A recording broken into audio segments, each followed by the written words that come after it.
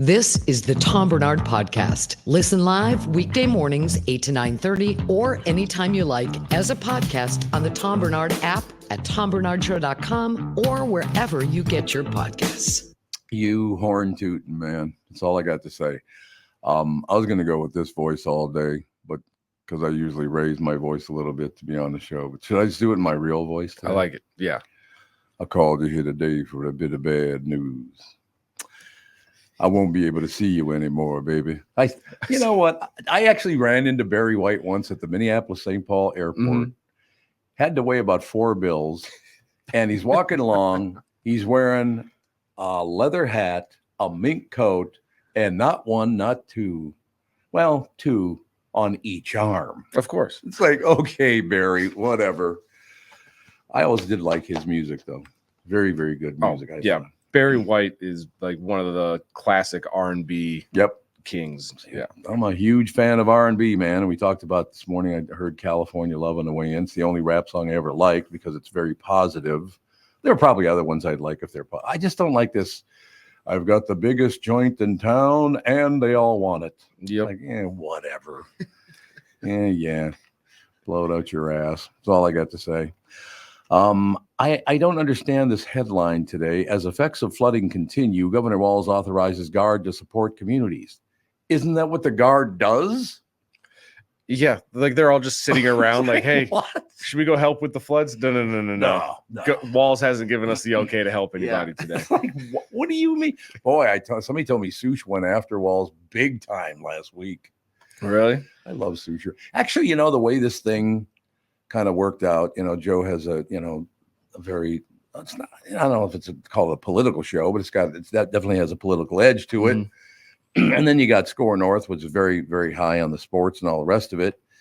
And then we do this show, which is just try to, it's very centrist and try to keep people in a good mood and do all. It's hard work keeping people in a good mood these days. I will tell you that. It is. Oh yeah. But yeah, the 3 podcasts, and there are other ones out there too, obviously, but the 3 ones we're talking about, it's kind of, they serve the entire community when you think of it. Yeah, really holding the community together, I would say, the 3 podcasts here. It's like the 3 horsemen of the apocalypse. Do you want the apocalypse? Well, no, I was going to say, like, what's 3 wise men? There we go. The 3 wise men. There you go. It's the glue of society. Yes. No, the 3 wise men. That's Larry, Curly, and Moe. Something like that. Yeah. I think Baltazar is one of them, isn't it? In reality, isn't one named Baltazar? I think I'm lost. I don't even know how to begin to spell that to look. Yeah, it up. Baltazar. Baltazar. I tried to look up Baltazar. I had some problems with that. Yeah, but I don't understand. Of course, he authorizes Guard to support communities. That's what the National Guard in Minnesota does, is support the community. Yeah, maybe there's you have to, they're normally spread out, but then it's like certain, he's taking away from certain areas that don't have flooding to allocate more forces to the people that need more help or something like that. I don't know. There's probably some legal jargon that explains it more, but yeah, so, I'm drowning. Sorry. Walz said he didn't say we could help yet. I didn't see any authorization to save you. Forget it. Yeah, that'd be really, really nice. Yeah, I don't really understand that headline, but they're probably out filling sandbags and dropping sandbags off and stuff. Yeah. When I was in Fargo, the football team every year, because they just get floods all over North Dakota once the snow melts. Oh God, yes. And so that was part of our volunteer services. We're spending a whole entire day filling sandbags. That's what my roommate and I did too. Same thing back in the day. That's all we ever did. Victor Treadwell, who now lives in Florida. Well, he's from Florida originally. But Victor and Gail Treadwell were the 2 people I lived with in Grand Forks, and all we did was serve the community. Yeah. You know what I mean? That's all you can do. We showed them. Actually, you know what? That was 1971. We showed the world how it's done. A black man, a black woman, and a white man all living together to support the community. Why didn't I get a big check for that? Why didn't all 3 of us get the big dough? Should have had a sitcom or something, a reality show. Oh, we did, believe me. We definitely did. The best thing I ever taught Victor Treadwell, he said, because he liked to go to the dance clubs and all that stuff. Mm-hmm. He was a very handsome guy, very nice guy, very smart, the whole deal. And his sister Gail was just beautiful. I think she was queen of something, maybe North Dakota, or she won some beauty contest anyway. But in any case, the one thing I taught Victor, because he loved to go to the dance clubs, and I said, Victor, you got to do yourself a favor. Do not look like a fool like all the rest of them. When Jungle Boogie, you're dancing to it, and you hear the guy go, oh, the song's over. And he was the only one that knew that. So they would go, oh, the Tarzan yell. They would do that. Victor would stop dancing. Everybody looked like, how did he know that? He looked like a big shot because I'm not dancing anymore. The song's over. That's all I have to say. Little tip. Yeah, we talked a lot over the weekend with people about the fact that this is a very centrist show, that we don't lean too far left or too far right. I pointed out to some people at dinner on Saturday night that I like Democrats, I like Republicans. I don't like extreme people on the left or the right. I just want a happy, nice life. We spent all day yesterday with the children and the grandchildren, walking around the community, hanging out, going to lunch, going to dinner. Just had a wonderful, wonderful day, which is what my life is all about. And I did discover one thing, though, on Saturday as well. We were talking about, well, who do you support? Do you support Trump or Biden? I said, not either one, really. What do you mean? You got to pick one. I said, no, I don't have to pick one. He said, well, why not? And I said, I look back, and I got to be honest with you, I've never liked any president we've ever had. They're all, to me, seem like they're there to scam people out of money. They all end up being billionaires. How's that possible? Yeah, it's funny how that works. Yeah, how does that happen? But I literally went all the way back, and the thing was, I guess, and what we came down to. So again, I don't hate them like most people. A lot of people, if they don't like it, they hate it. It's like, no, that's not what I mean at all.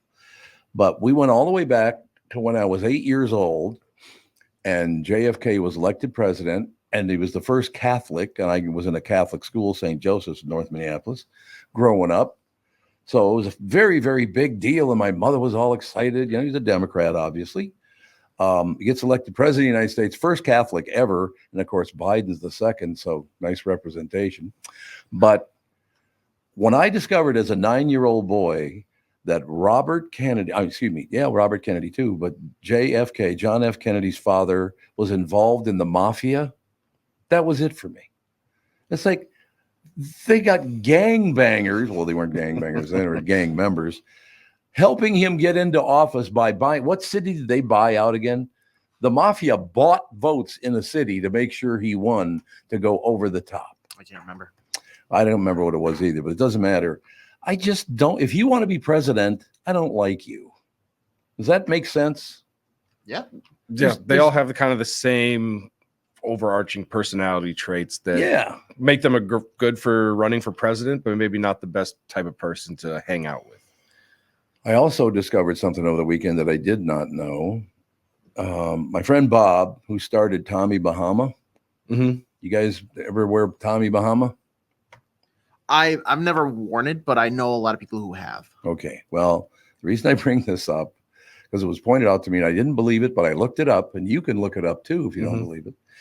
We used to play golf together over at Golden Valley and go out to dinner once in a while. They did it. He and his wife, Bob and his wife, did a jail and bail with me. They had me arrested, and I had to have listeners bail me out. And we spent a lot of that kind. Go out to dinner once in a while. Haven't seen him in a long, long time. And now I know I haven't seen him in a long, long time. Somebody sent me his net worth. $16 billion. Oh. When I met him, he had no money. And now he's worth 16. That's a lot of shirts and pants, man. Yeah, that's a lot of Tommy Bahamas getting sold. It sure is. Holy Hannah. I didn't realize that. I mean, it's just, I know he made a lot of money, but I figured a few $100 million or something. Mm-hmm. Oh, no, we're not stopping. So God bless you, Bob. I do miss you, Bob, though. I do. You're a great guy. Your wife's a very nice person. And if you got any cash in your pocket, come on over. Come on over. That'd be good. One last thing. Went to lunch with Andy and his family yesterday, and then Alex came over for dinner. Went to McCormick's in Wayzata there, right on Lake Street. Mm-hmm. Holy Christ, is that place good? Oh, yeah. I'm not kidding. I walk in, the young women greeting you could not have been nicer. We sit down at the table. Lily was our server's name. And, of course, I had to show her pictures of her husband, Herman Munster, and looking and going, Lily, right? You don't know who Lily is? Yeah, well, You have that look. Yeah. I'm listening to the story. I'm enthralled. I'm enthralled. He's like, when are we going to get out of this whole thing? We got to go to break. No, yeah, we got to go to break right now. But in any case, we're good. So Lily, I'm joking around with Lily about Herman Munster. I showed her a picture of her husband, Herman Munster, and she, the food comes, it's magnificent. Then the follow-up guy who picks up the dishes and everything, we're laughing and joking because he brings me my plate. I had the lobster roll. Oh my God. Oh God, was it good. But they had sweet potato chips. Okay. Mm-hmm. I don't know that I needed the 55-pound bag, but the guy who brought it over and set it down, a young guy, probably about, 25 to 35, somewhere in there. Mm-hmm. We're laughing and joking about. And then, of course, I passed him around to people. He comes back and they're gone. He goes, oh, apparently it wasn't too much. Right. So it was just this great beginning, great service, great end, great food, all the rest of it. So I called Patty McCormick out and asked her. I just wanted to tell her what a great they do. I wish more people would do that, particularly with servers. If they do a great job, tell somebody what a great job they're doing, because there are not a ton of people that are good at that. But if somebody's busting their ass with great food, great service, a great welcome, a goodbye, tell them, hey, thank you. It was really, really nice. But McCormick's on Lake Street in Wayzata, if you've never eaten there, it's magnificent. Yeah, because that's right on obviously right on the lake. Yep. There, that whole stretch. There's so many good restaurants, and they just opened up the. Did you take a walk on like the water boardwalk bridge thing that they just finished building? Yeah, we walked on it twice yesterday. As a matter of fact, it's fantastic. There's no question. Yeah, everybody's been great.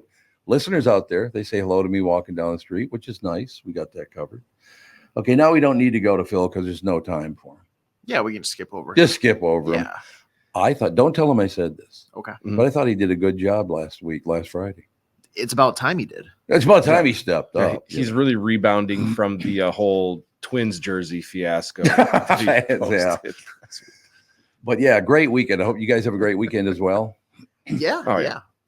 Isn't that wonderful? Summertime in Minnesota. Yeah, it was nice. Yesterday was finally no rain, and was able to get out, hit the links with some buddies, and it was fine. You know what I love about that? What's up? There's a little park over there on the other end of Lake Street in Wayzata, and the kids went over there and played.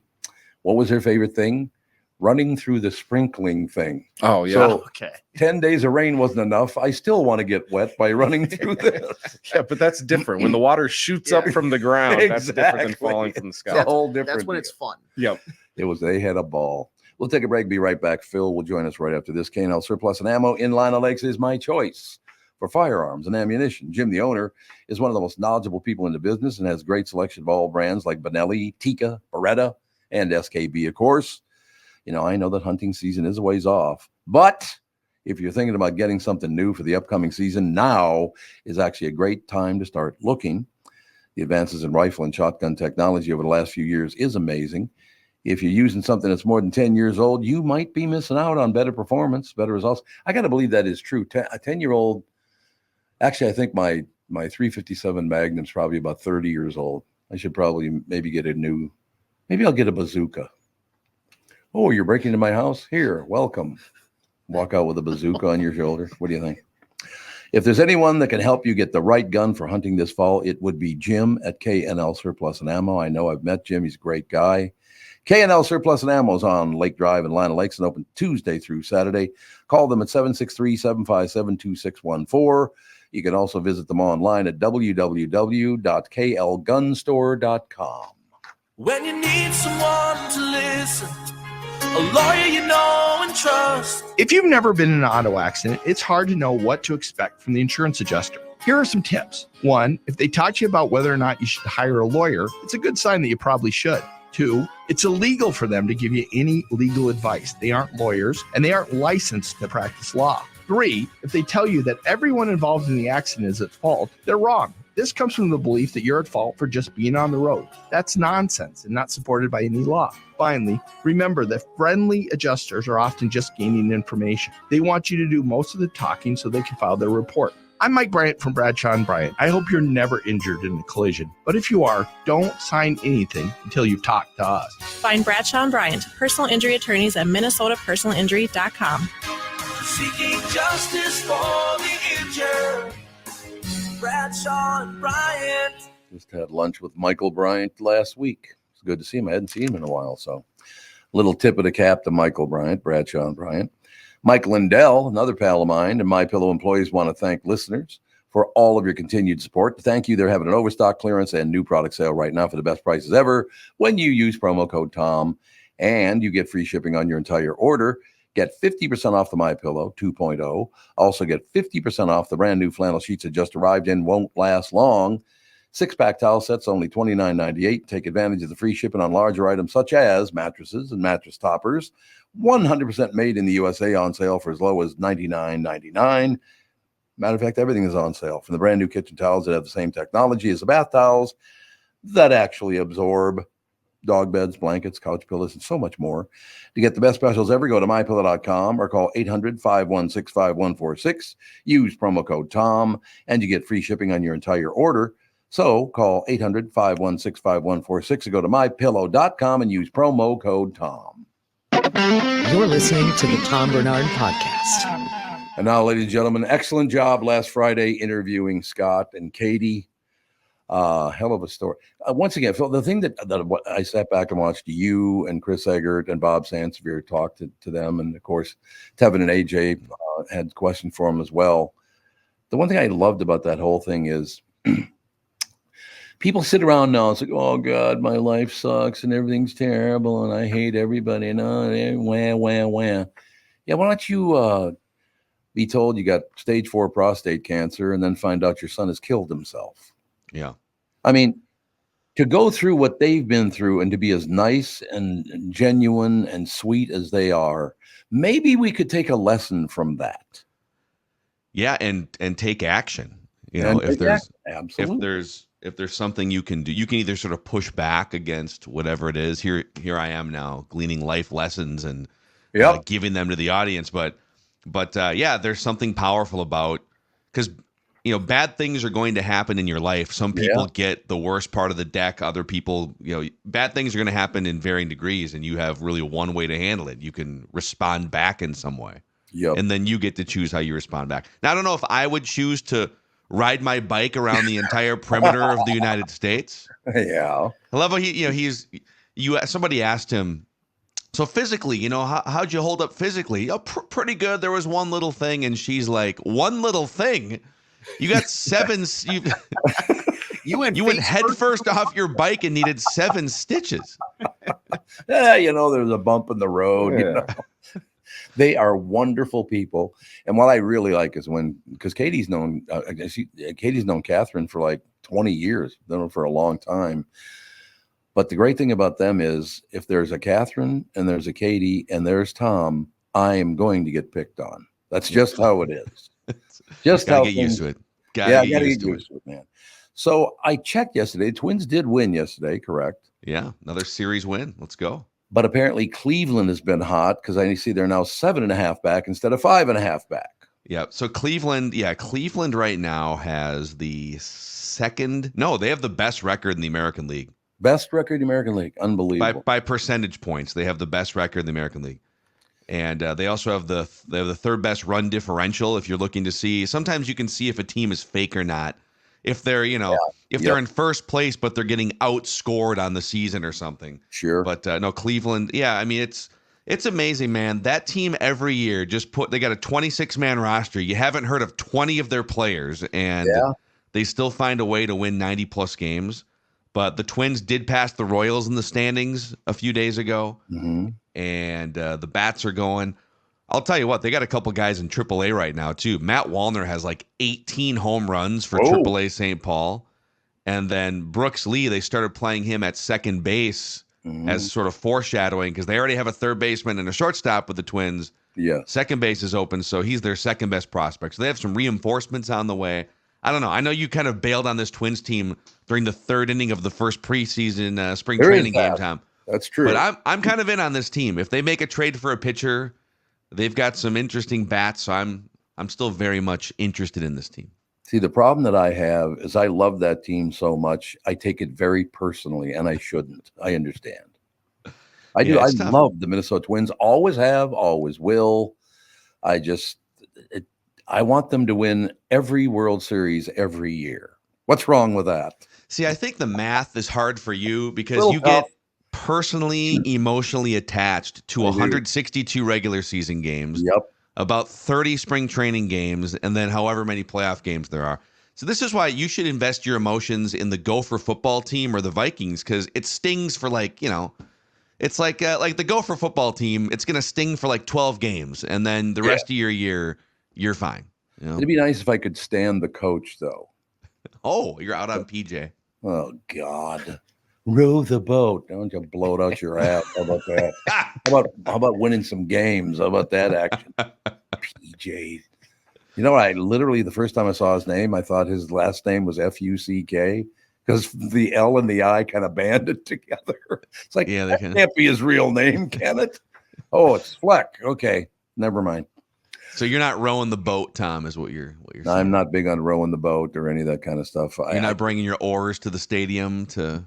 Yeah, one thing I can say to this crowd that I am the only one who was alive when the Gophers won a national championship in football. What was it, 1960 was the last time? 1960, yep. I was Murray 8 years old. Yeah. Murray was a good coach. Murray was a hell of a good coach. Absolutely. So, look, I love the Gophers. I love all these teams, but the Twins are my favorite sports team on earth. And therefore, I think I learned I couldn't stand either one of my grandfathers. I didn't like my father and get along with him at all. So maybe I just don't like coaches. Maybe that's what it is. Did Murray Warmath crowd surf his players after victories? I don't like think PJ so. Fleck does. I'm almost certain that he never He wouldn't did. sprint down the hallway, sprint into the locker room, and then jump in the air, and his players would catch him and crowd surf him.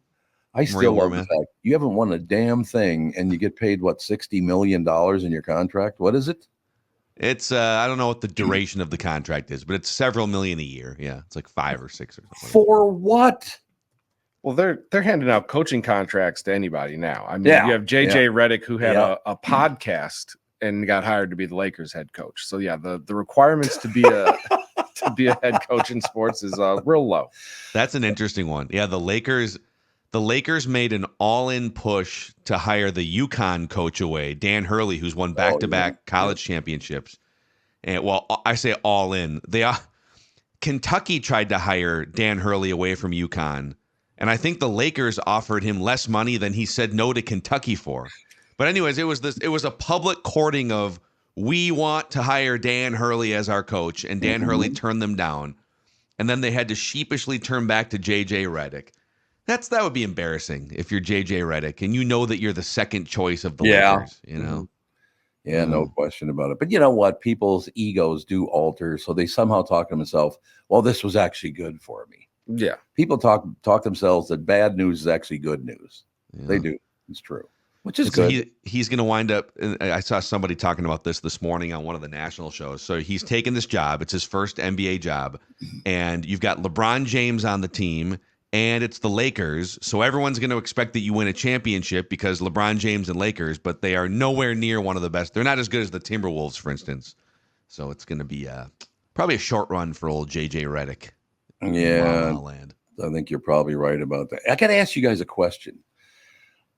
There's no way the guy could have been an NBA player because he was this guy was about 7'2", weighed probably 320 pounds, but not 1 ounce of fat on him, was all muscle, had these huge broad shoulders. So that guy's got to be playing like a football player, basketball player. Is there somebody that big that plays for a team in town? I mean, Rudy Gobert is not 300 pounds, but he's 7'4". Karl Anthony Towns is 7 feet tall. I wonder no if fat. It was him. It could have been. It might have been him. I think Carl's more likely to still be in the Twin Cities. I think Rudy goes back to France pretty quickly after this. Is that right? Okay. I mean, this guy was huge. It's like, God. Nas Reed is another one. Nas Reed's about 6'10". Luka Garza's about 6'11" with a chiseled body now too. Jesus, unbelievable. Looks great. I was very polite to him. Good to see you. How are you? Don't punch me. Is Charles Barkley still here? He loved it so much last month that he's never been there before. He got one taste of a JD Hoyt's pork chop, and he's like, I'm staying here the rest of my life. That's funny you bring that up because we were just talking about the food in the city. When I was in my 20s, there were maybe 2 good restaurants in the entire Twin Cities. Now you can get some spectacular food in the Twin Cities. There are tons of great restaurants here now. Yeah, we've got like signature chefs now too, right? We've got Gavin Kaysen has planted roots here, and David Fema. We've got all these nationally renowned chefs that are just popping up restaurants left and right here. There's a lot of money here. That's a smart move because this is actually a very wealthy. I don't think people realize how wealthy our city is compared to most. Yeah, you're right. It is. There's a lot of people willing to spend like $63 on a piece of meat, with their friends at dinner. Well, just don't go down to Palm Beach because that same dinner is going to be about $1,000. So that's ridiculous. $1,000 for 4 people to eat dinner. That's with wine, I suppose. But is that just like the ocean tax? That's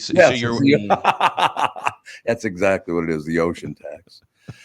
But yeah, it's great. It's great to be talking about your Minnesota Twins, 7.5 backs. That's quite a stretch back, but I don't know. We'll see what happens. Cleveland is pretty damn good, man. They are, yeah. By the way, Royce Lewis, he's hit the most home runs in the first 90 games of any Twins player by like 10. Mm-hmm. He's on pace, and now I don't think he's going to continue doing this, but he's on pace to hit like 85 home runs over the course of 162 games. Every game, the guy just hits a 430-foot home run to left field. I don't even know what is the record. It used to be 60, and I know it's way above that now. What is it now? I think 73, right? 73, yeah. 73. Barry Bonds. Yeah. Oh, that's true. Barry Bonds. Was he juiced? Yes. Just a little. I thought. Yeah, just a little. Definitely wasn't not juiced. There you go. Just a smidge. That might take a while to top that number because there's no juicing allowed anymore. No, that era is just hilarious. If you go back and look at some of the numbers, there was a year where, there was a 4-year stretch where Sammy Sosa hit 60-plus home runs in 3 out of 4 years. And I don't think he ever led the league in any individual year. Maybe once. He also, at one point, Sammy Sosa, who had the elastic sleeves he had the elastic sleeves because his biceps were too big. He's juicing up before every game. And then it was a game against the Orioles, I want to say. And he broke his bat and it shattered on the infield and pieces of cork came flying out of his bat. Oh, I remember that. Yeah. So you had guys like Sammy Sosa that were doing steroids and corking their bat in the late 90s, early 2000s. Yeah, it was a Cub, if I remember correctly. Yeah. Because I remember going to a Cubs game at Wrigley Field and seeing him, that boy sweat. And I guess... Well, I mean, I've been around a lot of gyms and stuff. You take steroids, you will sweat like a sumbitch, man. It's unbelievable. Is that one of the side effects? Yeah, those pimples all over your back. That's another sign of it. You know about that? About pimples on backs? Yeah. I know all about that. No, but I'm talking about steroids. If you, for some reason, the pimples on your back, and I don't. Back knee. Yeah. Back. Did you know why that is, Tevin? Why was it the back? I have no idea why it's deals with the back, but then I know like men get breasts and stuff like that from steroids. Yeah, they can. Aggression. Lyle Alzado's head wasn't big enough. His skull wasn't big enough to hold his expanding brain, and it killed him. Other than that, though, everything's good. Yeah, you took one look at Lyle Alzado with the Raiders in like the mid '80s. Like, okay, yeah, I think I don't think he's just eating vegetables and lifting weights. I think you might be right. You're right about that. A brilliant report this morning. But again, I think you did a really good job with those guys, with Steve and Katy last week. So thank you for that. Yeah, thank you. I really thought my 2 questions were the highlight of the entire interview, quite frankly. Just a given that yours are always. If you're ranking the things that were inspirational in that conversation, my 2 questions, number 1, and then the bike trip around the world, around the country. Oh, I already heard the phrase, well, I've got a certain Mackeyism for you. So it's already become it's got its own title already. That's good. Let's start. Let's trademark it, and we'll create a board game of Mackeyisms. That's what we can do. I like it. Ooh, Monopoly Mackey. There we go. We'll keep workshopping the title. Yeah, workshop the title because that title sucked. All right, we'll talk to you on Friday. All right, see you guys. Thank you, sir. Take a break. Be right back in a couple of minutes, ladies and gentlemen. Chris Egert will join us. Minnesota business owners pay way too much in taxes. You know that. You don't have to take my word for it. The Tax Foundation has just released its state business tax climate index, and Minnesota is near the bottom with the 45th worst tax climate in the United States. When you expand or relocate your business in Sioux Falls, you'll be basking the second best tax climate in the nation. That's just one reason why no matter what size business you own, you can increase your profits in Sioux Falls.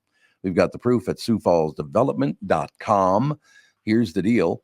In Sioux Falls are safe streets, award-winning schools, short commutes, vibrant growing downtown, and pro-business attitude. Well, they're all attractive reasons to make your move to Sioux Falls. You should. And we've got a motivated workforce that's ready to help your business grow. Escape the high taxes of Minnesota by planning your expansion or relocation to Sioux Falls. 2024 is the time to make your move to Sioux Falls. Check out SiouxFallsDevelopment.com. I've been tracking the weather in Minnesota for a long time. I'm 5 Eyewitness News Chief Meteorologist Ken Barlow. In the morning, I've got to be right because my forecast affects your family's entire day. And in the evening, you can count on my friend, Ren. That's right, Ken. I'm 5 Eyewitness News evening meteorologist Ren Claire. And as a Minnesotan, I know our weather can be tricky. Throughout the day and into the night, I've got you covered with an accurate forecast to help keep your family safe and ready for any weather. And don't forget, no matter how things change or what time of day, you'll always get our forecast first at the start of every newscast on 5 Eyewitness News. Start your day with me, Ken Barlow. And wrap up your day with me, Ren Claire. Because 5 Eyewitness News is always tracking our weather, so you're always alerted first. It's why 5 Eyewitness News is Minnesota's weather authority. Let us take a second. Talk about Bilski, North American Banking Company. Look, there's no shortage of banking options in the Twin Cities. If you're tired of being just a number to your big national bank, be sure to talk to my friends at North American Banking Company. They offer the same online and mobile banking options as their other banks, but with the unparalleled service of a community bank. And I can tell you that is true. I met with Bilski last week, went through all my stuff from top to bottom. They do that for people, man. You need the help. They're there for you. I also like being able to go to any of their 6 Twin Cities locations in Roseville, 50th and France, Hastings, Woodbury, Shoreview, and Maple Grove. So if you're looking for a better banking experience, why not bank with my friends at North American Banking Company? Go to nabanco.com to learn more. Member FDIC, equal housing lender. You're listening to the Tom Barnard Podcast. Channel 5's Chris Egert, brought to you by Mr. Money Talk Josh Arnold. Call Josh today for your free 48-minute evaluation at 952-925-5608. Chris Egert with us. I got to tell you something, Chris. Over the weekend, there was I guess there was kind of a fair going on in Wayzata, and they had all this food on the street. All these tents set up along Lake Street there in Wayzata. We went out there and got out there, and it was interesting. I thought of you because I ran into not one, not two, but 3 young people with what do they call the like with when a prosthetic? A prosthetic, that's right. Yeah. 3 of them.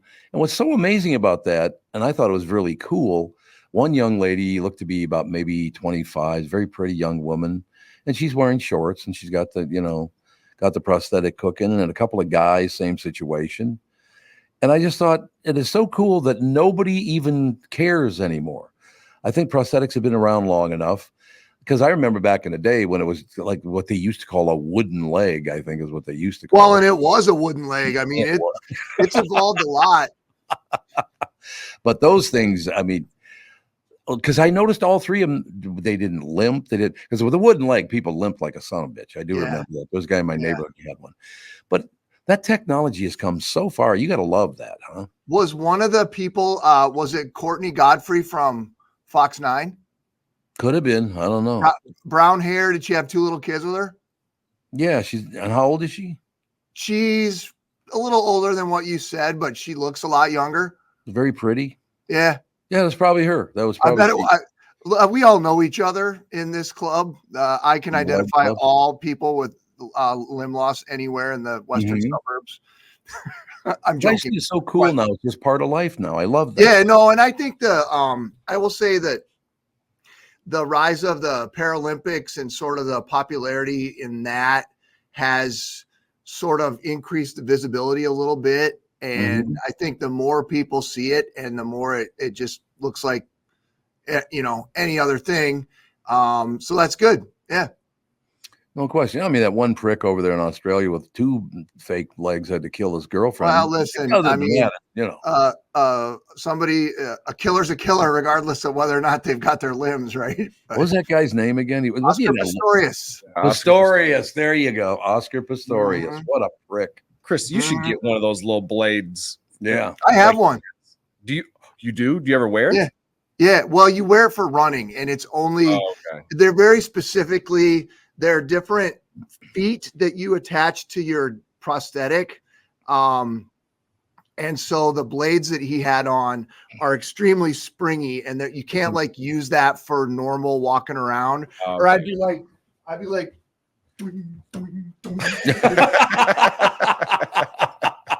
it just doesn't. It doesn't work. It just, you can't like use it for regular day-to-day stuff. So then you put something like that on, and then you exercise. But I've got a modified blade. It's not quite to that level. It's modified for a 50-year-old man who's not in very good shape anymore. So here we go. Perfect. Here we go. And I want to mention this very quickly. The first time, I can't remember what they're actually called, but 35 years ago, 40 years ago, I'm in a restaurant up at Bayfield, Wisconsin, having a good time. All of a sudden, I hear this guy go, "I'll have a steak." I'm like, what the hell was that? Yeah, those things. The Electrolux or whatever the hell it's called. He would hold it up to his throat and then talk. But I was like, "I got a joke for you. 2 guys walk into a bar." I'm like, what the hell? I had never heard that before. No. I feel like those were around a lot back in the day, Tom. I've got a lot of memories of that too. Yep. And maybe they don't use those anymore. I have no idea. I remember being at a Perkins once when I was a little kid, and there was somebody that had one of those, and they were talking, and I didn't see them because they're sitting behind me. And I go, "Mom, there's a robot somewhere in here." Yes. And and then the person heard me say that, and so they like swing around, and they go some old lady, and she's like explaining to me what happened. And she goes, "I smoke cigarettes, and that's why I use this." And I remember being like, "I will never smoke a cigarette in my life because I do not want to turn into a robot." Well, those commercials that run, it's like, oh my God. You know, those commercials are probably some of the, I don't know. I mean, I know it's been a constant push and pull on tobacco use, and it all, depends on generations and whatnot. But those commercials, when they're interviewing the people who are dead now, and the lady's freaking missing half of her face and all that kind of stuff. I mean, I would say that'd be a pretty good deterrent. No question about it. I think, one thing I do have to record, because I watch Channel 5 Eyewitness News when I watch the news. Could you guys run more political ads during your news? That'd be really great. I don't think we've got that many running right now. Holy Christ. It was nonstop when I watched. Huh.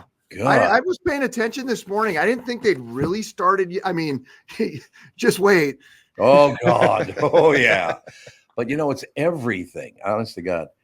These are horrible people. Don't listen to them. They're the worst people on earth. It's how much they hate the other guy more than anything else. Yeah, I'm not sure I can speak to ads and how that whole bit works, but I do know that it's going to be the debate's happening Thursday night, I think. Oh, right. So there's all kinds of talk about that this weekend and what the candidates are doing. And I don't know. Maybe I'm the only one who thinks this is amusing, and I get it's kind of funny to listen to how both sides are sort of adjusting what they're saying going into the debate. It's almost like everyone's trying to like set the expectations very, very low. You're right. You kind of watch Trump dial back his sort of how he normally talks about Biden, and you sort of but there's been all kinds of talk about, Biden's going to get this special cocktail of drugs that are just going to make him. Oh God! He's just going to be like he was at the State of the Union, and he's going to be alive and awake and energized. And all I'm thinking is, I want that cocktail of drugs if it exists. I don't know what it is. Yeah. And if it's that great and it exists, then everybody should have access to that. I don't know. And maybe there's some truth to it. The truth is always somewhere in between. I just noticed a lot of discussion on some of the more conservative outlets this weekend about oh, well, he's at Camp David and they have him sleeping the whole time and they're injecting him with all these drugs and blah, blah, blah. And I'm like, I even heard somebody calling for a drug test. I mean, I don't know. Again, maybe there's something there. It's just, well, what a weird world. Problem you got, and we discovered on Saturday. I went out to dinner with friends, a couple of people I'd never met before, and the discussion got a little political. And I remember one of the women always said, "Oh, they're on the other side." One of the people at the table, I said, "We're not on any other side." Right. I have never liked the president of the United States in my life since JFK. I found out his father was involved with the mafia. I don't like presidents. If you want to be president of the United States, you're not my kind of guy or woman. I do. Yes, it does make sense. I've often felt to have the whatever kind of mettle it takes to be able to think that you could be president of the United States. Yes. I do think there's like got to be some sort of special, like, I don't know. I think it takes a very unique person. To your point, Tom, I'm trying to be careful with what I'm saying, but like almost there's a fine line between confidence and delusion, right? Like, yeah. And I mean that that's not a political statement either way. It's like to think that whatever you have to say is important enough to govern an entire nation in the most powerful country in the world. That's a lot. And quite the ego. I will say that. Yeah. I mean, I guess you have to, right? Oh, you absolutely have to. Anything like that. But yeah, I don't know. I'm already so over the election and we're not even. I am too. I'm right there. I made the statement and people don't understand when I say this. I like Democrats and I like Republicans. I like centrists, but I do not like the far left or the far right. You people are way too extreme. You've got way too much hate in your heart. You should not even be allowed to vote. Because most people, when it comes right down to it, are pretty down the center on things. Absolutely. But, and it's complicated. I get it. And I'm not, again, I don't like talking about it anymore because I don't want somebody to get, that's a problem. We can't even have a conversation about it, like just a logical human conversation about it without somebody getting, bent out of shape because of, if you're talking anything about presidential politics or politics in general, you're done. So I don't even like to talk about it. So on that note, everything in Minnesota is underwater. It's bad. That's great news. That's much better. Waterville, they're trying to call in the National Guard. Walls is going to talk about it later today, but that's like the Cannon River and a couple of other lakes all right there. It's down in LeSueur County, and we've got a crew down there today. Good Morning America is down there. And so, I mean, it's a lot of the roads, Hannah's been talking about it this morning. A lot of the roads in different parts of greater Minnesota closed up because of the flooding. So look, it's Hannah. Oh, Hannah, where have you been, sister? I see your promos all the time. You do? I thought those stopped airing. I didn't know they were still on there. I apologize. They stopped airing. They did. You know what's great about that is I've never met your husband, but I'm shoulder to shoulder with him, because having to put up with pain in the ass, beautiful women like you and my wife, your husband and I should be friends. You guys should be, yes. Not always married to someone so awesome, Well, that's all. I don't think Hannah's a pain in the ass. Probably the least pain in the ass person I've ever met in my life. That's not what you were saying earlier, Chris. No, seriously. I look for faults in people. I've yet to find it in her. One of these days, and I don't know when you both have to come in. Just quit your jobs if you have to and come in and do the show live. It'd be wonderful. Be fun. Do it. You should. Okay. You two figure out when you can do it and we'll get it done. I'll quit. Okay. I'll quit right now. So tell your husband, I never met him, but I already like him. Yes. Okay, I will. All right. Thank you. Tell your wife the same. Bye, guys. Bye. See you later. Yeah. I know you got to go too. So I do. Got rhubarb cake to make today. Oh, well, it's a lot of pressure, man. Cake? What? I am an Emmy and Edward R. Murrow award-winning journalist. But don't let that confuse you. I can also make rhubarb cake. Okay. What is rhubarb? I've heard pie, but not cake. You'll be busy with the podcast. You won't be able to watch, but yeah. Tune into 5 Eyewitness News at 6 o'clock to watch Chris Egert. 9 o'clock, I'll be making rhubarb cake. Oh, yeah. Well, you better get to it, Buster. Yeah, I don't want to miss that. Thank you, sir. Bye. Ladies and gentlemen, Channel 5's Chris Egert, brought to you by Mr. Money Talk, Josh Arnold. Call Josh today for your free 48-minute evaluation, 952-925-5608. I love Hannah. I'm so glad she popped in. You guys known her? I've never met her in person. I've never even seen her around the building. Really? You never have? Yeah, I think Chris probably just keeps her locked up in that trap. Yeah, maybe. Yeah. That might be true, but what a pleasant person. Yeah, she seems super nice. No question about it. We'll take a break. Be right back in a couple of minutes. Now we got to put up with Sanny. What kind of world is this? It looks like he's back. He's not in his car today. Oh, thank God he's at least not in his car today. Well, we've been rounding up the buffalo. It's like, what the hell are you? You're an Italian from New Jersey. What the hell do you know about it? He is the president of the rodeo club. He ran unopposed, but he still won. He's still the president. Respect him. Yes. I love that. You run unopposed and you win. How'd that ever happen?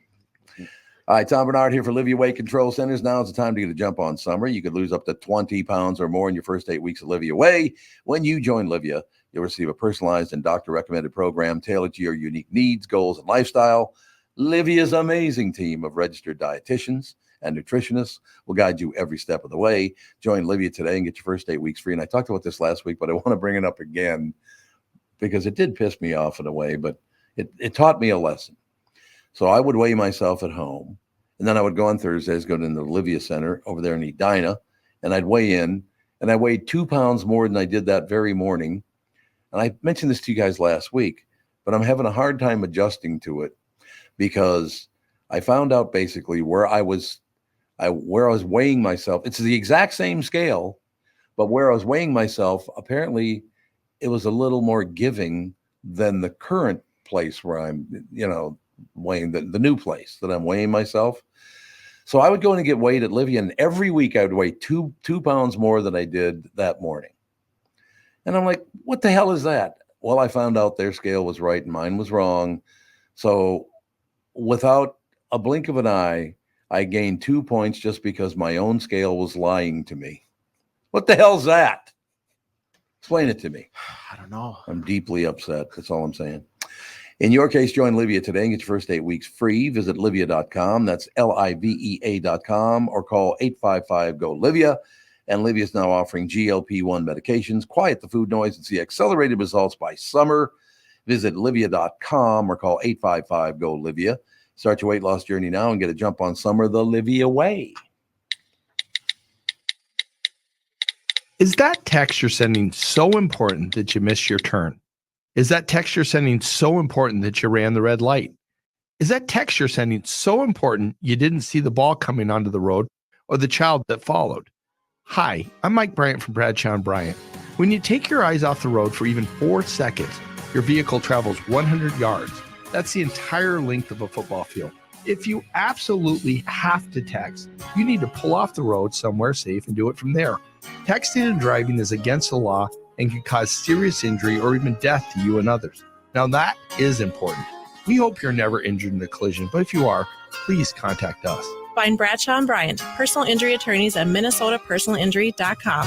Going farther with Mike Bryant on your side, seeking justice for the injured. Bradshaw & Bryant. When you go to a restaurant, you expect the chef to be an expert. You expect your auto mechanic to be an expert when it comes to fixing your car. You judge them both by the results of their work. Josh Arnold is an expert in investments and planning your financial future. Josh Arnold is my expert, and he should be yours too. I talk to Josh every week, and he understands the market and the economy, and he knows how to plan for your retirement. Don't put it off another day. The man with your plan is Josh Arnold. Call Josh now for a no-obligation 48-minute evaluation. You've got nothing to lose, and you'll have an expert planning and managing your financial future. Call Josh at 952-925-5608. That's 952-925-5608. Investment services offered by Josh Arnold Investment Consultant, LLC Security Investment Advisor. Past performance is no guarantee of future results. All investments involve risk. All comments and opinions are Josh Arnold's and do not constitute investment advice. Tom Barnard is a paid endorser. This is the Tom Barnard Podcast. And this is Bob Sansevere Sports, brought to you by Bradshaw and Bryant, personal injury lawyer seeking justice for the injured. Contact Bradshaw and Bryant at minnesotapersonalinjury.com. Sandy, hell of an interview. Great job you did last week. You and Chris Egert and, of course, Phil Mackey talking to Steve and Katy Freitag about driving his bike around the United States. I thought you did a good job, Sandy. Well, thanks, Tom. I'm trying to sound like him. He did have the pipes. He did have some pipes on him, doesn't he? Great guy, just a really nice guy. I mean, it's again, this guy's had some bumps in the road, let's put it, in his life, but just a very positive, just wonderful people. You know, one thing I love about Katy is Katie's, what would you say? She's about 5'2", 5'3", something like that. Yeah, somewhere in there. Sweetheart of a person. You should, she's an attorney. You should see her when she goes after somebody. Man, she scares me. I'm like, oh, God. I was like, whoa. And I love the fact that with her, every time I see her, and she comes over, gives me a hug goodbye, she goes, I still like Catherine a lot more than you. And then she leaves. It's like, well, thank you, my dear. I appreciate it. They're great people, wonderful people, and tip of the cap. So good job, Sandy. Well, Tom, thanks for giving me the opportunity to speak to them and to interview them, or him. I like it. Yeah. No, both of them actually. It's absolutely right. So, Sandy, what do you got cooking in your world? Well, we just finished the 3 days of the Buffalo Rodeo, and despite all the rain, it was a success. Sellout Saturday night. So we were excited about that. Well, because it was still raining on Saturday. Yeah, but it cleared up, and people love rodeos. Yeah, that's true. They did. It's the 70th rodeo for Buffalo, and it is people, it's a staple. If at the third weekend in June, people want to get to it now. But I got to tell you, it was a terrific rodeo. Great performances. We had a great production crew because a giant video board was on a Cowboy Channel, but there was a band, terrific band. Did you ever hear of South 40, any of you? Oh God, yeah. They are phenomenal. Yeah. So they have played at the rodeo the last couple of years, and we really hope to talk to them about next year. But about an hour later, I'm talking to some of the guys, and then we have gates and that are closed and latched. This guy climbs over the gate, which I give him credit for, considering he barely walk. So he's like weaving, and he comes up to us, and when they bob both sideways and front to front, young guy. So I go to him, what's going on? He goes, I'm really tired. Can I go to sleep somewhere?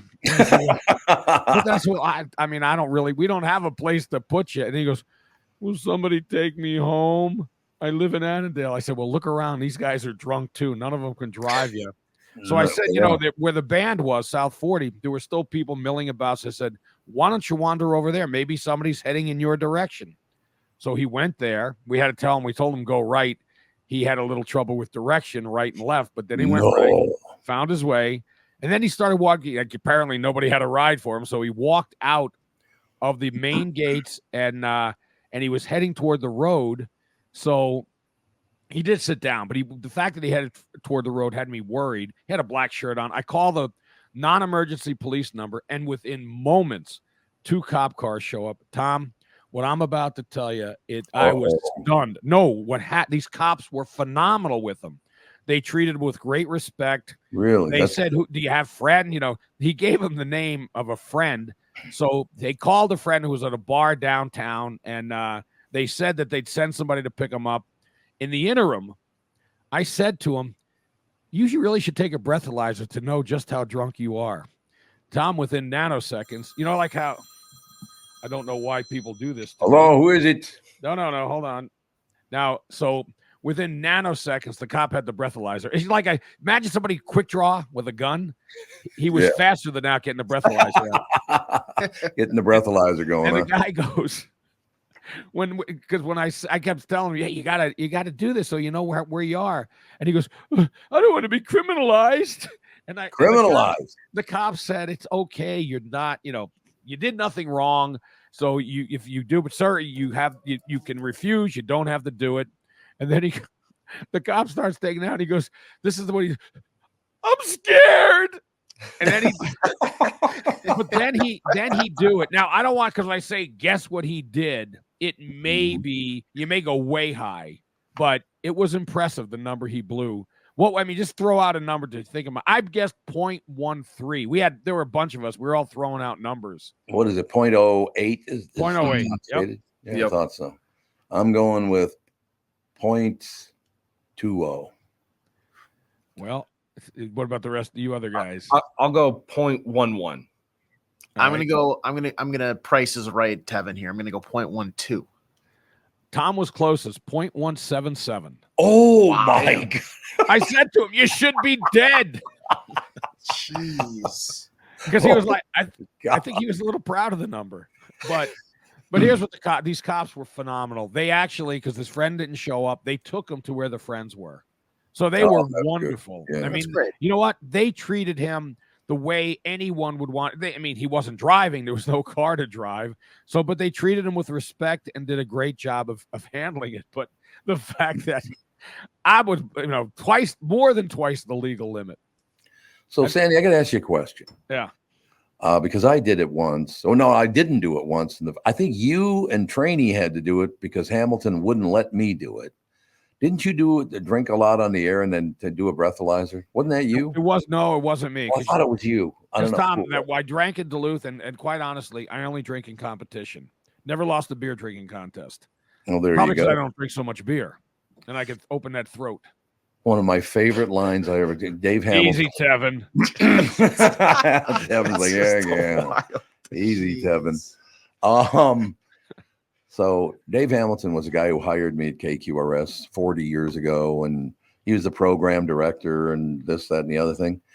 And the police department, the state patrol, I think it actually was too, came and said, what we want to do is sit down with Tom on the air and have him drink just to show people what it's like, the effect it's having on you.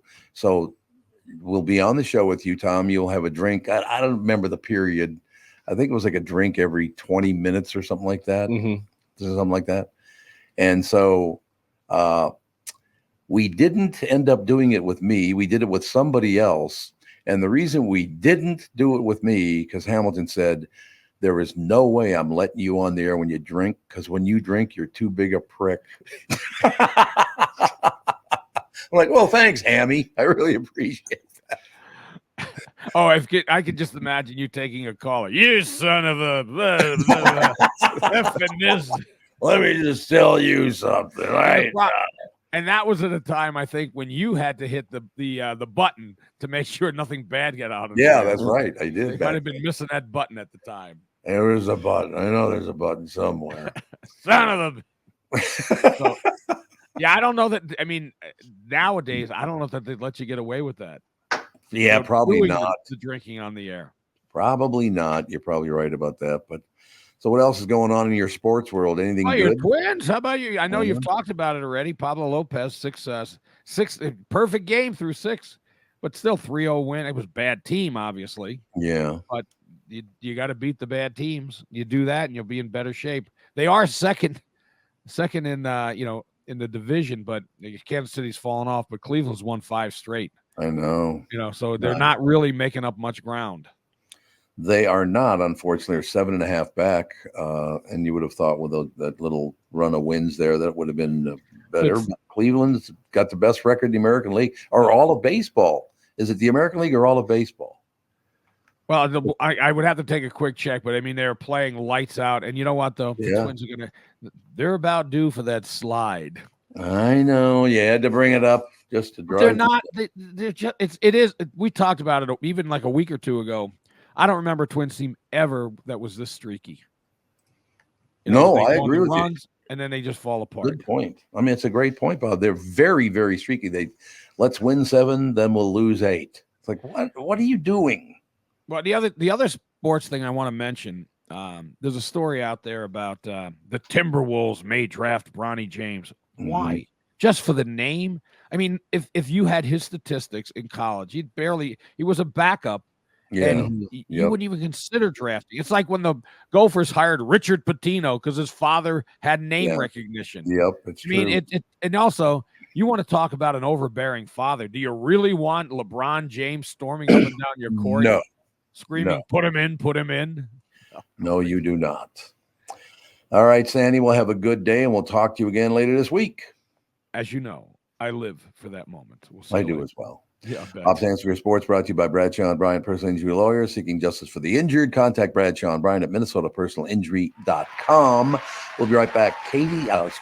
Kathy Kleiner will join us in just a couple of minutes. Her book, A Light in the Dark, the first book by a confirmed survivor of Ted Bundy. Kathy Kleiner will join us right after this. Mike Lindell and MyPillow employees want to thank my listeners for all your continued support.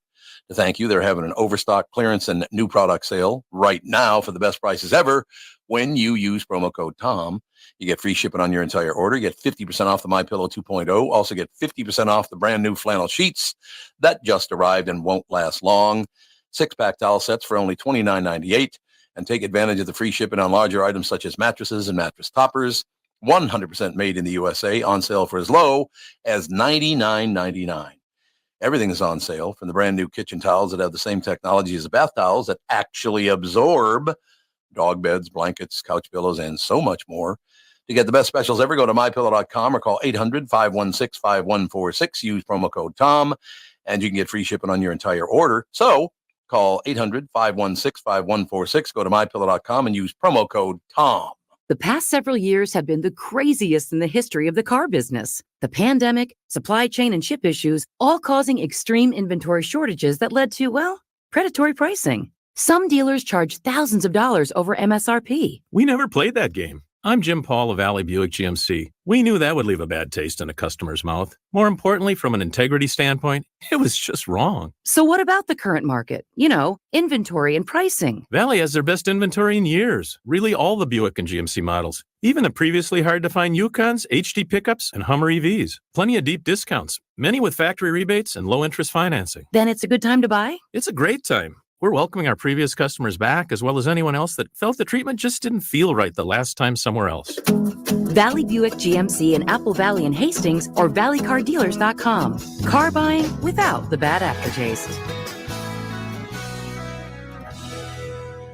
K&L Surplus and Ammo in Lina Lakes is my choice for firearms and ammunition. Jim, the owner, is one of the most knowledgeable people in the business and is great at getting you into the right firearm for your needs. We've talked about that before. You need the right firearm.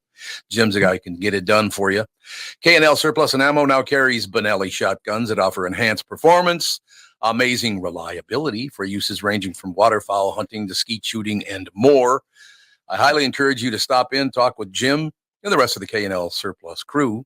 Between their superior knowledge of firearms, friendly customer service, overall stock, and fair pricing, I can't imagine a better location to purchase your next firearm. K&L Surplus and Ammo is on Lake Drive in Lina Lakes, open Tuesday through Saturday. You can reach them by phone at 763-757-2614, or you can also visit them online at www.klgunstore.com. You're listening to the Tom Barnard Podcast. Are we good to go? Magnificent, ladies and gentlemen. Kathy Kleiner joins us. A Light in the Dark, the first book by a confirmed survivor of Ted Bundy and the only memoir to challenge the popular narrative of Bundy as a handsome killer who charmed his victims into trusting him. First of all, two things. I do want to get deeply into that, this whole, I guess, myth that's going on with him. But Kathy, I'm looking at your picture right now. After what you've been through, to look as pleasant as you do, that pleasant look on your face, does that take some extra effort, or are you just that kind of person? I'm that kind of person. I've gone through a lot, and I've come through it. I talk about it. I feel better. So I'm in a good place. I'm happy.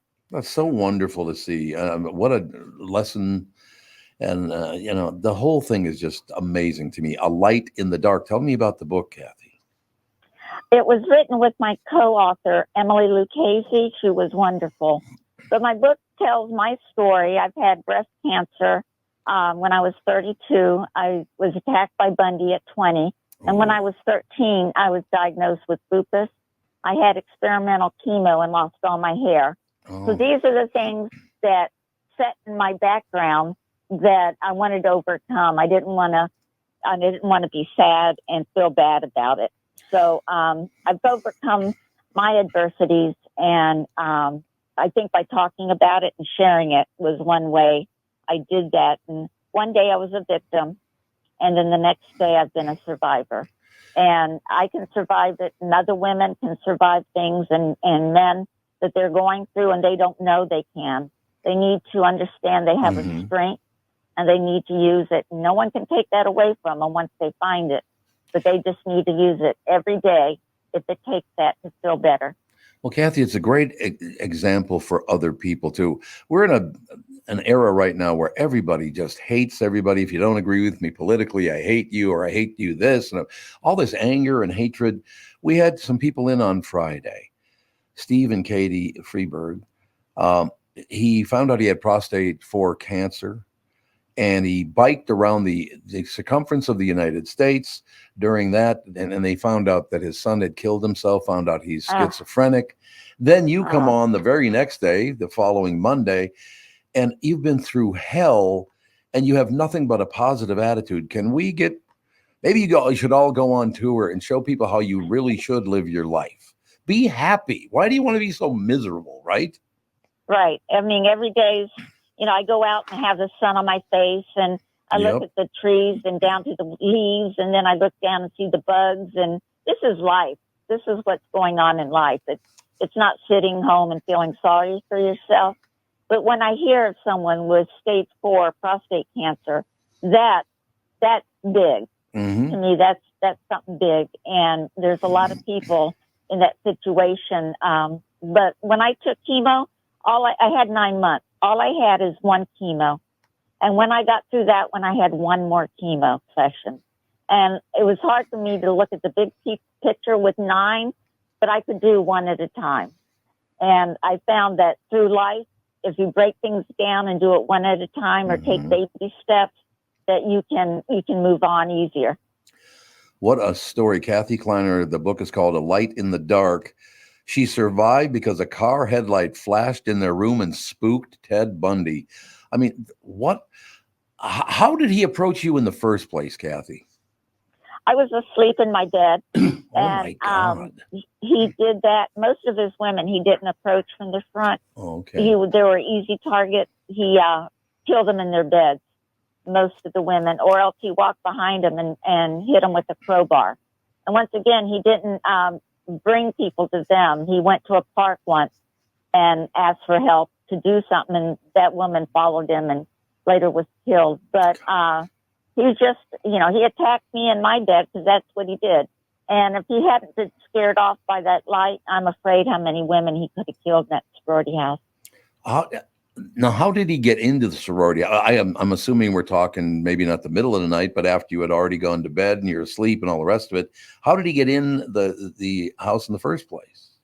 It was around 3:00 in the morning. Oh, okay. He was in the bushes in the dark, and he saw that our back door of the sorority on the back wasn't quite closing. It closed, but it didn't click shut. Yep. So he picked up a piece of oak wood that was in our fireplace pile, and that's how he got into the house.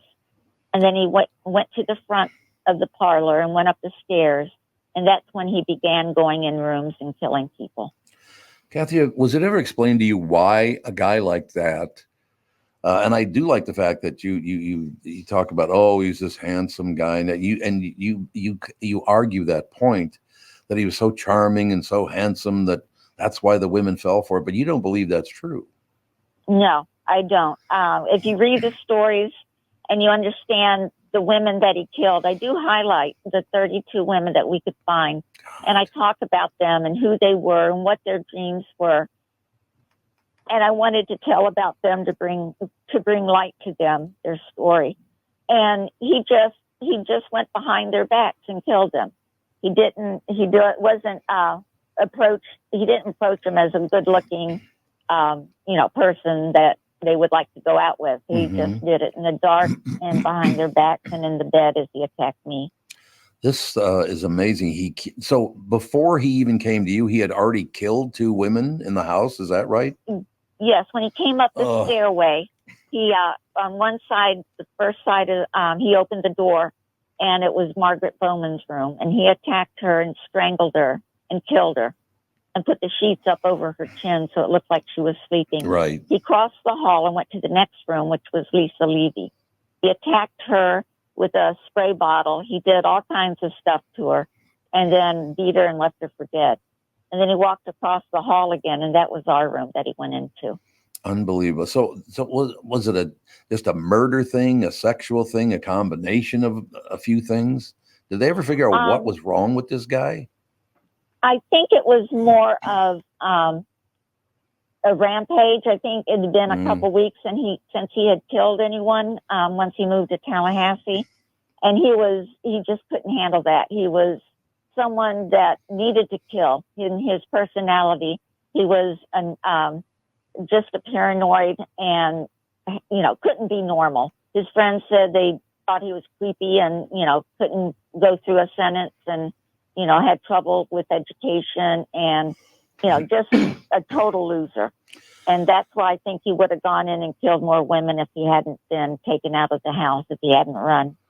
No question about it. It seems to me, Kathy, you took something really horrible and used it to learn other things, made your life better. I mean, you made your life better after such a horrible thing. Did you know you had that strength in you beforehand? I think so because of, surviving lupus. And I was 13 and I was in the hospital for 3 months and they really didn't know what was wrong with me. So they gave me experimental chemo. I lost all my hair and I was homebound for 7th grade. And I knew I wasn't going to stay with that because all my friends were outside playing. So I got through that and I did it by the help of my family, but I did it for myself. So I wanted to get outside and play. So that was one of my reasons to get better. And then deciding to go to Florida State University, my parents lived in Miami and we lived in Fort Lauderdale at the time. Mm-hmm. And Tallahassee was as far as I could get from Miami and still get in-state tuition. Yeah, so that was my big reason to go to FSU. Trying to get away from mom and dad for a little fun time. Is that it? Yeah. After lupus, they were so covering me up all the time and just, put me in a bubble and don't let anything happen to me. And I'm like, I'm over that. No question. Did you choose the name of the book, A Light in the Dark? Actually, Emily Lucchese chose it. Okay. Because she knew where she wanted to go with the book. We would talk for hours and hours for about two years. And, the thing that brought her attention was that light saving me in the dark that night. It's so amazing because right now we're going through a situation in the world. I'm 72 years old and I have never seen so much hate in the world as I'm seeing right now. And stories like this, Kathy, are going to help us all. The name of the book, A Light in the Dark. It can be horrible, but you can still find a light in the dark. We have got to get people beyond this hatred. No question. And you're going to help, Kathy. I hope so. It's just a matter of doing the right thing and look for the good sides instead of just looking at the nasty and the ugly. Find something good about them. No question about it. Kathy, if you ever come to town, you have to come in the studio. I'd love to sit next to you. Well, thank you. I'd love to see you in person, too. Thank you for inviting me today. Thank you. Kathy Kleiner, ladies and gentlemen, the book, A Light in the Dark. And you look at this, what she's been through, what Steve and Katy have been through. They look for the light in the dark. They look for the happiness. How do we not teach that in our school system anymore? That if you look for a light, you're going to find something, man. Keep looking for the positive. I think it's great when we have those type of people on. I do too. It kind of just shows and reminds people that, hey, this is what Tevin and I both talked about on Friday, which was that we have stuff going on, but it doesn't compare to what other people are probably dealing with. So it kind of puts everything into perspective. I mean, looking at the picture, she's a very, very pretty woman. No question about that. But this guy kills 2 women, and then she's going to be number 3. Survived because of a headlight flashing in a room made him run away. Because he thought maybe it was, I suppose he probably thought it was a flashlight or something. Yeah. Yeah. Or you think, or somebody getting home or And that was part of my conversation. I know we got to get going here in a second, but that was part of my conversation over the weekend at dinner on Saturday night. It's just, I just don't understand why people want to be, oh, you're on the other side. Oh, you're a Democrat. Oh, you're a Republican. Oh, yeah. We live different lives. I keep saying that. We didn't all grow up the same, have the same experiences. Some people had very happy childhoods. Some people had miserable, all the rest of it. You can't assume that everybody's just like you, and therefore they should agree with you, and they don't, so they're a bad person. That makes no sense. And we are teaching that in some, maybe it's colleges. I don't know where the hell they're teaching this. But you people, you professor, if you're teaching that, you're worthless pieces of shit. You're ruining the world. Right? I don't even hate you. I'd like to hate you, but I can't. I don't want to waste my time hating anybody. Does that make sense? Yeah, no, it takes a lot of time and energy to hate somebody. I'd rather focus on the people that I do enjoy being around and the things that make me happy rather than stew on what I'm angry about all day. No question. I mean, I know that AJ doesn't care for Kristen Burt, but he stays on the show the whole time she's on. Yeah, so, I make sacrifices. I know she's going to show up about 9:15 every morning, and I got to deal with her. But I'll push through. She's always smiling. I know. Always in a good mood. Yeah. It's just such a buzzkill. Kristen Burt is up next, ladies and gentlemen. When you go to a restaurant, you expect the chef to be an expert. You expect your auto mechanic to be an expert when it comes to fixing your car. You judge them both by the results of their work. Josh Arnold is an expert in investments and planning your financial future. Josh Arnold is my expert, and he should be yours too. I talk to Josh every week, and he understands the market and the economy, and he knows how to plan for your retirement. Don't put it off another day. The man with your plan is Josh Arnold. Call Josh now for a no-obligation 48-minute evaluation. You've got nothing to lose, and you'll have an expert planning and managing your financial future. Call Josh at 952-925-5608. That's 952-925-5608. Investment services offered by Josh Arnold Investment Consultant, LLC Security Investment Advisor. Past performance is no guarantee of future results. All investments involve risk. All comments and opinions are Josh Arnold's and do not constitute investment advice. Tom Barnard is a paid endorser. I've been tracking the weather in Minnesota for a long time. I'm 5 Eyewitness News Chief Meteorologist Ken Barlow. And in the morning, I've got to be right because my forecast affects your family's entire day. And in the evening, you can count on my friend, Ren. That's right, Ken. I'm 5 Eyewitness News evening meteorologist Ren Claire. And as a Minnesotan, I know our weather can be tricky. Throughout the day and into the night, I've got you covered with an accurate forecast to help keep your family safe and ready for any weather. And don't forget, no matter how things change or what time of day, you'll always get our forecast first at the start of every newscast on 5 Eyewitness News. Start your day with me, Ken Barlow. And wrap up your day with me, Ren Claire. Because 5 Eyewitness News is always tracking our weather. So you're always alerted first. It's why 5 Eyewitness News is Minnesota's weather authority. I hosted my show on the radio for 40 years. Now I host the Tom Barnard podcast. And I'll tell you, I've never seen the passion and engagement from our audience as I do now. I know we also have businesses that listen to our podcast, and it got me thinking, wouldn't it be great to help those businesses grow by telling my listeners about them? So here's the deal. If you own or handle marketing for a business, would like to have my audience buy your product or service, visit TomBarnardShow.com, keyword partner, and we'll put together an ad campaign to help your business. That's TomBarnardShow.com, keyword partner, and thank you for listening. You're listening to the Tom Barnard Podcast. Kristen Burt Entertainment News brought to you by North American Banking Company. Go to nabanco.com to learn more. Member FDIC, equal housing lender. Kristen Burt, big smile already. She's already got the big smile on her face. I have a follow-up to Kathy's story. I was listening to your interview with her, the last segment. My niece was a member of Chi Omega at Florida State University when she went there. Yes, they still have the same sorority house. They never knocked it down. They still live in there. 2 women killed, and he tried to kill a third, Kathy Kleiner, but she survived because of a flash of a headlight.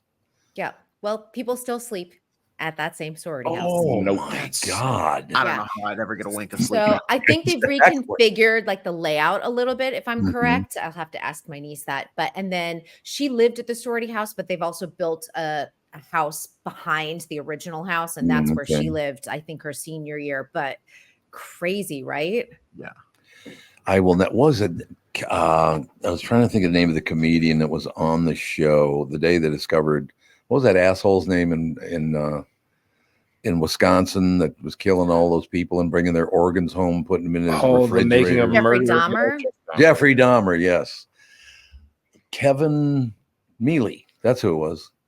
Kevin Neely was in studio when that story broke. We're reading about this Jeffrey Dahmer. They found a person's head in his refrigerator, and he's frying up some human organs on the stove and all these horrible things. And Kevin's just sitting there. Kevin, unfortunately, is no longer with us, but took himself deep, as a matter of fact, thinking about it. But I will never forget. He goes, so he listens. And I said, Kevin, give me your angle on this. He goes, well, I do have an angle on it. I just kind of, I got to be honest with you. After you find this out, Jeffrey Dahmer killed all these people, and he's frying up organs, and he's got a head in his refrigerator, and you come in. Imagine being the manager of that, because he was renting, right? And I said, yeah, he was renting. He goes, imagine that. I mean, the guy has to walk in and go, all this carpet's got to go. He dragging bodies over the carpet. I'll never forget that as long as I live. Did any of you guys watch the Netflix series with Evan Peters playing Jeffrey Dahmer? Yes. A Monster, the Jeffrey Dahmer story. I could not get through the whole thing. Yep. And normally I can listen to true crime left and right, but Ryan Murphy made such a bloody, gory, disturbing series. I was starting to have nightmares, and I was like, I realized that this is the fictionalized version of what happened, and I can't. It's too much. Have they ever discovered what drives people to go that far off the deep end? My God. There's definitely a psychological, chemical imbalance of some sort. And serial killers, I think a lot of times you see them hurting animals in childhood. Like there's tendencies that show up very early on. So there is something really odd about them from the get-go. Have you ever understood what drives a child? Because there was a guy in our neighborhood. I saw him do it a few times, and I just had to talk to him about it and suggest he stop doing it. He was probably 13, 14 years old. And he would lure these cats over to him, the cats in the neighborhood. No more. Okay, I'm not going to tell you anymore. No more. To the fact, you ever watched a punter in a football game?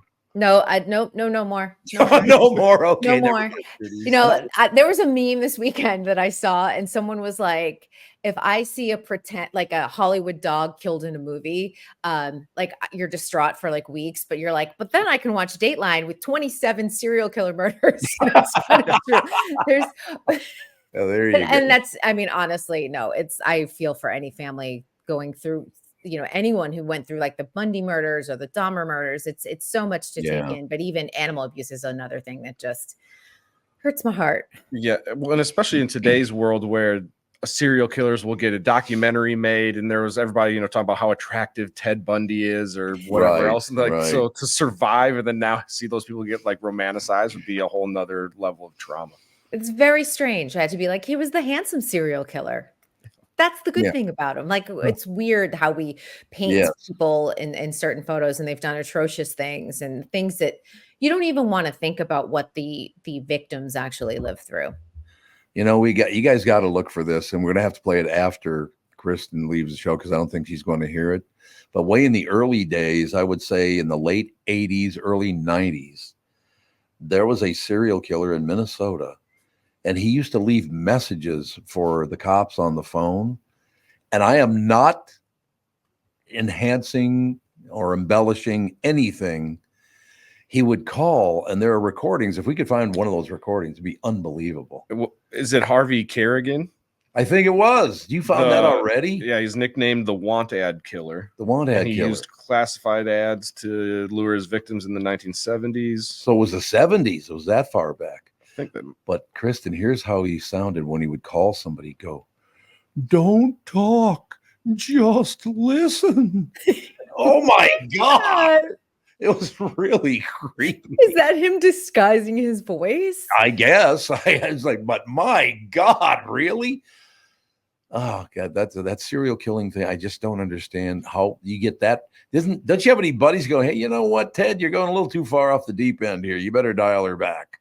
Yeah, it's unnerving. And or oftentimes women are married to serial killers and they have no idea No clue. they're married to serial killers. Well, That's wild. BTK's wife never knew that he was doing that, right? And the Long Island one, what's the Long Island one called? The Gilligo Beach murder. Oh yeah, right. His wife had no clue either. And I think his wife and daughter lived in the house with them. I don't know. And some of the killings happened in their basement. No clue. Oh God.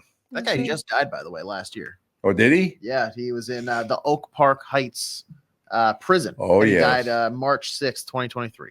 Oh, The wanted ad killer? Yes. What was his name? Harvey Carrigan. Harvey Carrigan. Yes, I do remember. Catherine served on a jury for a double murderer. First of all, he killed his, I don't know who, he burned their house down. And then he killed his lawyer who was defending him. Guess who was on the jury? My wife, Catherine Brandt. And he just died too. He just died a couple of months ago. But Catherine was on that jury, I believe, for about 9 months. Jeez. That's a long trial.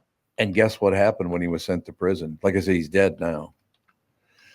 I all of a sudden started getting letters from the prison that it was my fault that he was convicted because your bitch of a wife was on. Yeah. Oh, he wrote me letters. Oh, that's scary. Like, well, I told him, come on out. Well, see how it works for you there, buddy. Do you guys want to know an unknown fact about me? I don't talk about this publicly. You're I actually- was a witness in a murder trial. You were? Yes. Oh my God. No wonder you're afraid of it. Yeah. Can you divulge any more information on I this? can give like the highlights. I don't want to traumatize myself too much, but I'm trying to go back to the actual year. I want to say it was like 2008. I want to say I was going to pick up footage from my cameraman, and I was in his apartment building as we were exiting. I think 1, 2, 3, 3 guys were walking in. And we had opened the door for them, and then they walked through because it was a very large apartment building. And then my cameraman and I decided to go, and he walked me to my car, which was like around the block. And as I was talking with him, so he's facing me in front here, I could see the 3 guys that had come in as we were going out, like jumping over the fence on the backside of the building. And I was like, that's a weird way to leave a building, that kind of thing. Yes.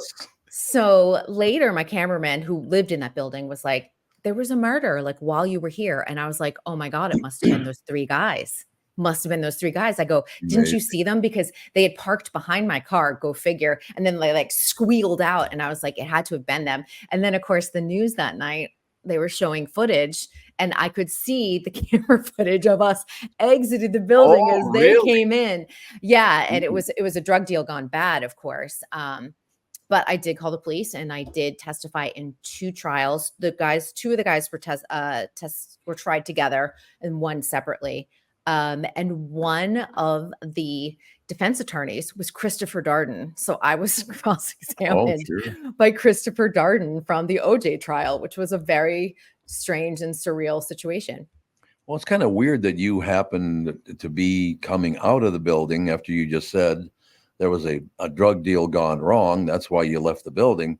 And then you ran into them coming in to kill someone.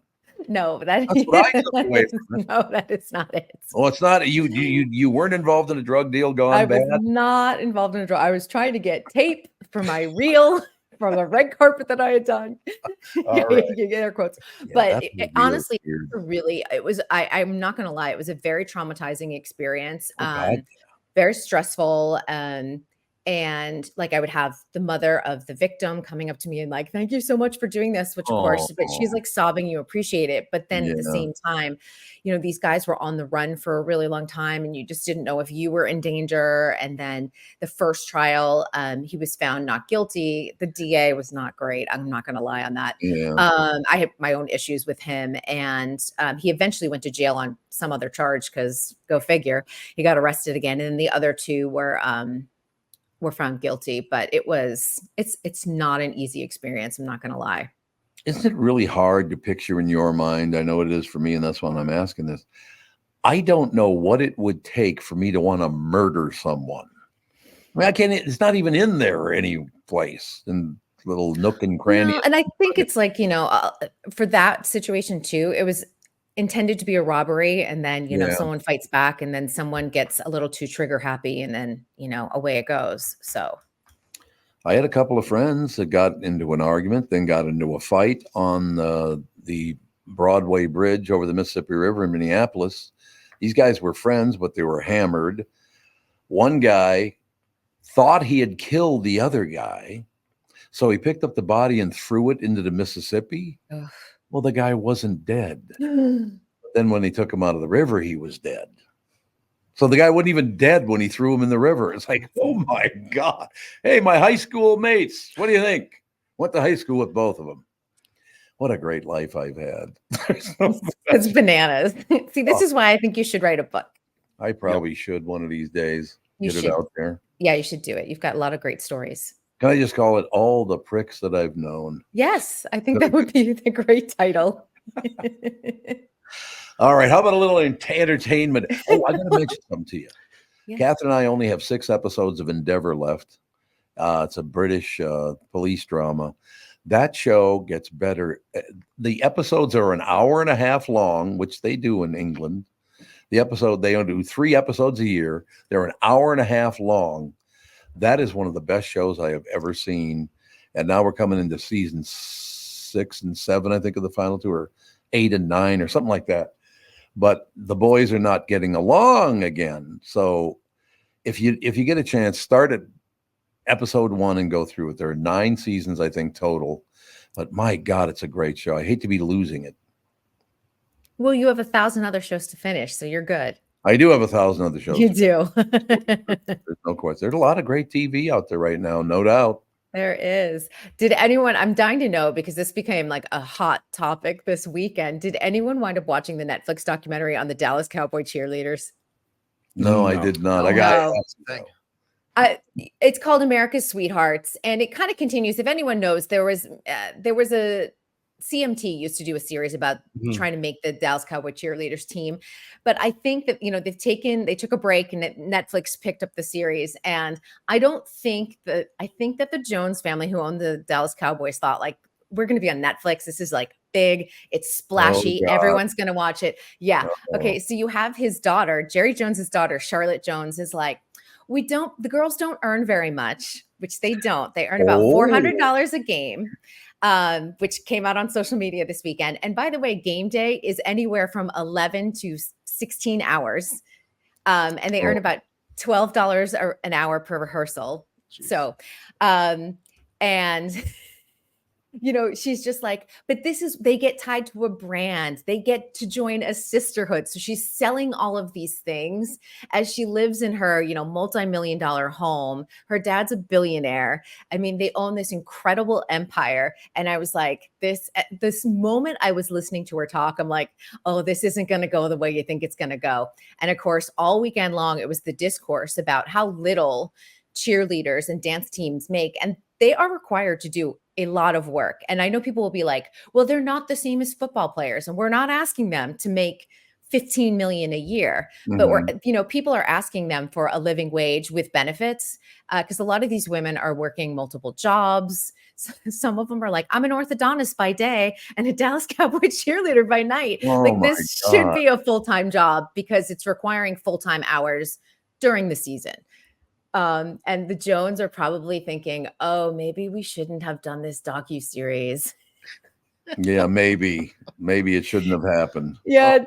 Did you guys see any of the discourse this weekend on it? Yeah, well, anytime there's stories about cheerleaders, I think people are always amazed at, 1, how much they have to do to get prepared for a game, and then 2, how little they get paid. Because like you're saying, like $400 for just on game day. I mean, yeah, you're there all day, you're there all morning. That doesn't include all of your public appearances that you have to do throughout the week and whatever else and all the practice. So and the beauty, like they're required to, like the maintenance, the spray tans and things like that aren't free, and they add up. I mean, $60 a pop. So if you get like, that's over almost $1,000 during the season. That's a lot. It's a lot of money. It is. I went to college with a few people on the St. Cloud dance team who are now in different dance teams around the NFL. 2 of them are with the Vikings, and they've said, like, yeah, it's not the most luxurious thing. We don't get paid a lot.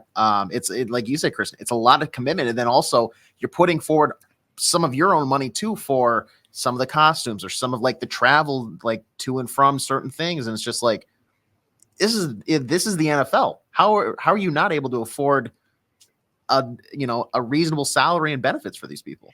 And there's a whole segment during the docuseries of how the Dallas Cowboy cheerleaders weren't making any money. We're going back to the 70s at that time. So then they thought up, like, let's do calendars, let's do press appearances. And of course, it brought in tons of money to the organization. And now they make a ton of money. So I'm like, then why aren't you paying them a ton of money? Right. At Nick City Dancers, they're the only team that I know of. And there may be others now that have followed suit, but they're the first ones that decided to cut the team down. I think they have 9 dancers now, but they pay him $85,000 a year, which is a start. It's a talking point. It's a starting point for a salary. They should probably be earning more in Manhattan, but they get full benefits. They get a retirement program. They get health insurance. They get full health care in terms of like on-site physical therapists. They have access to mental health therapists, everything that the basketball players get, the cheerleaders or the dancers also get. And I'm like, why isn't everyone else following suit? I don't know. Yeah, because I mean, realistically, it probably doesn't cost the team that much more. You're already paying for the medical staff and all of that for the players. Like, just include the cheerleaders on that as well. Like, AT&T Stadium is world class. We know this. Yeah.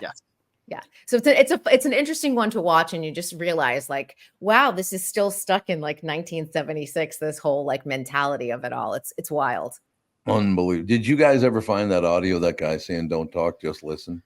The only thing I could find that had a video of him was like a 12-minute YouTube like documentary thing, and I tried skimming through, and it was just a lot of like his background and stuff. So I'll keep looking. If I wanted to terrify Kristen before she left, and now I can't. I already had to lie and say I didn't like her before the segment, so I feel bad playing that. That's a very good point. Kristen, we'll talk to you tomorrow. Look forward to it. Bye, guys. Kristen Bird Entertainment News is brought to you by North American Banking Company. Go to nabanco.com to learn more. Member FDIC, equal housing member. That is going to do it. Man, this show flies by some days. Just starts and it's over, and what the hell. But we're a little over 10 minutes away from the family show. Talk to you tomorrow. Yep, talk to you then.